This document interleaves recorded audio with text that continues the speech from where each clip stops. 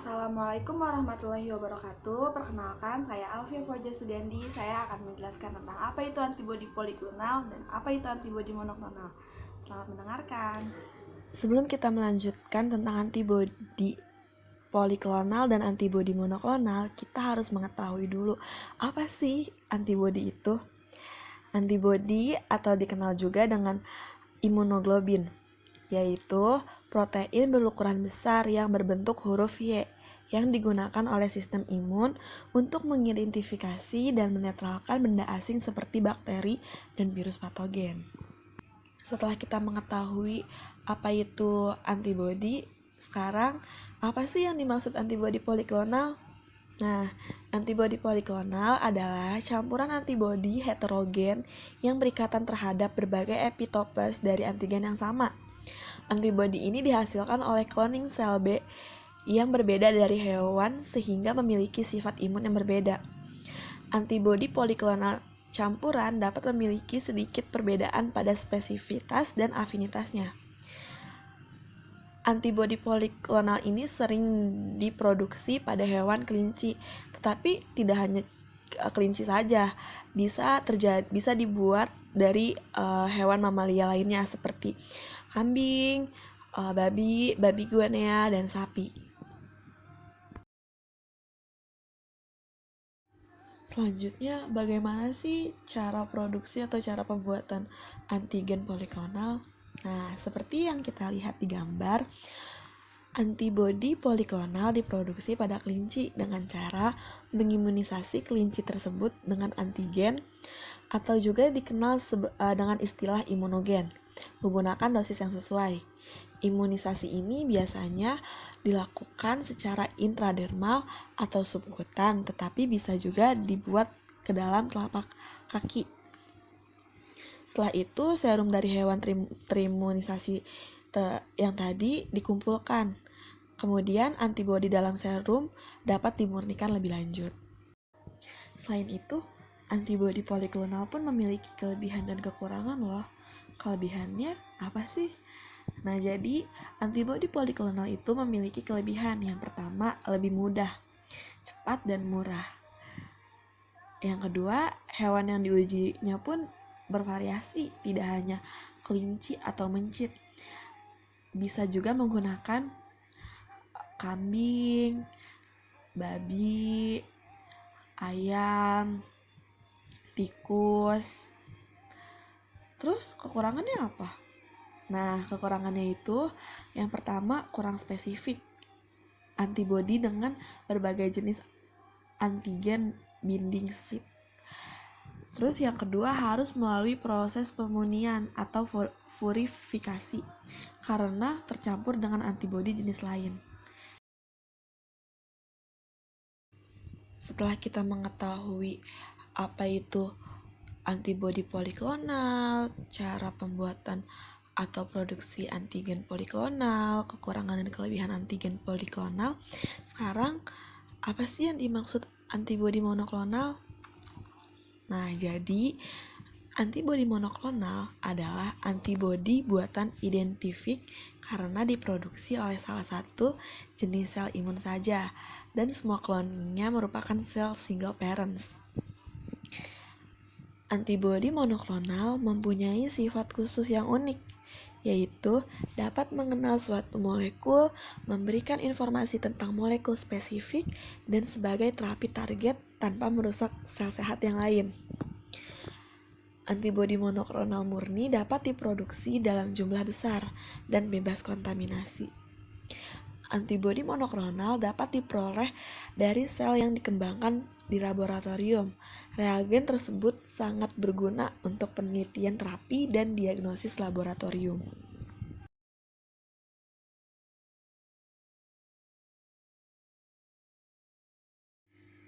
Bagaimana sih proses pembuatan atau produksi antibodi monoklonal?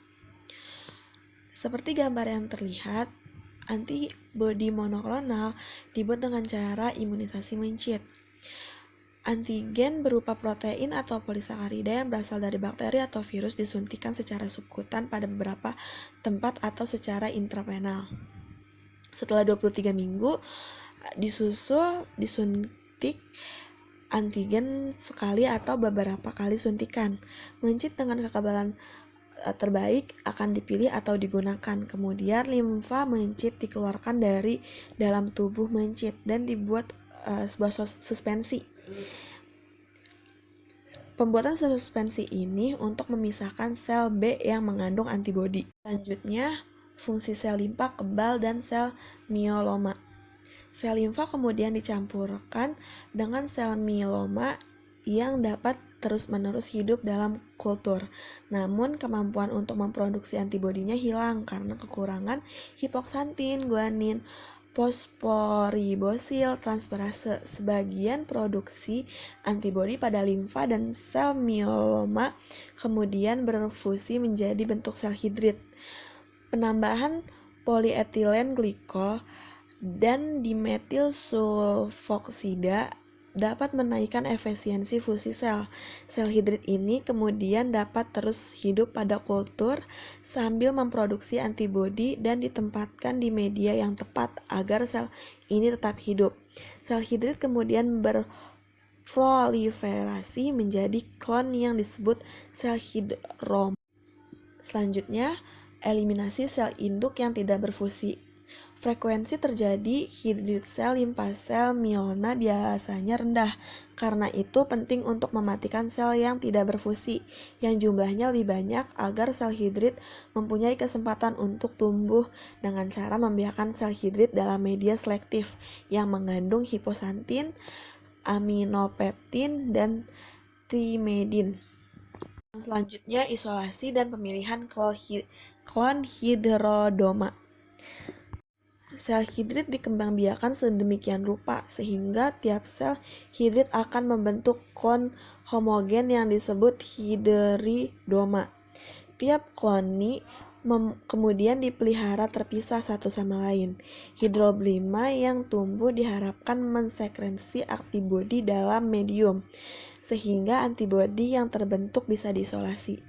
Umumnya, penentuan antibodi yang diinginkan dilakukan dengan cara enzim linked immunosorbent assay atau ELISA, atau bisa juga dengan radioimmunoassay atau RIA.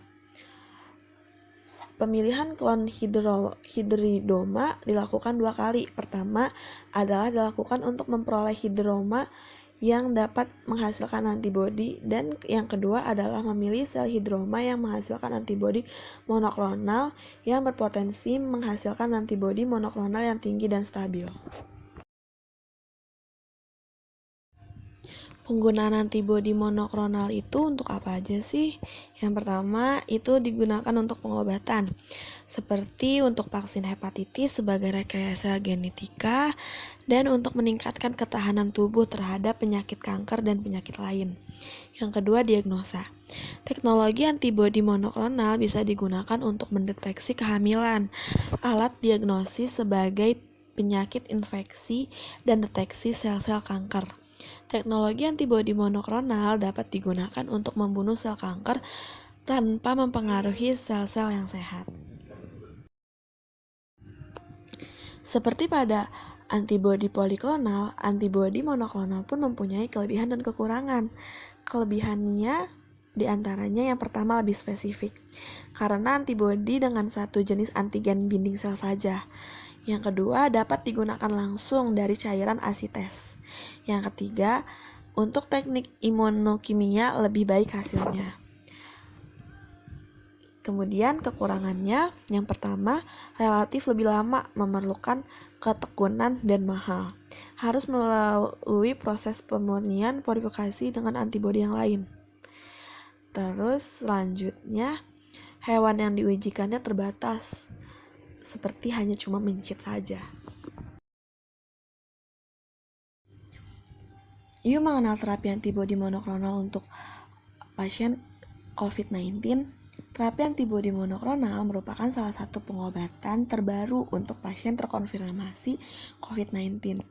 Penggunaannya dikhususkan bagi pasien COVID-19 yang bergejala ringan atau sedang.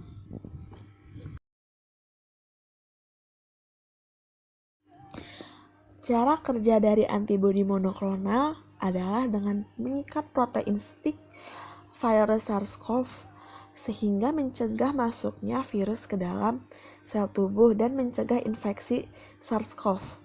Antibodi monoklonal secara signifikan mengurangi resiko kematian hingga 72% pada pasien bergejala ringan dan 70% pada semua pasien yang terinfeksi COVID-19.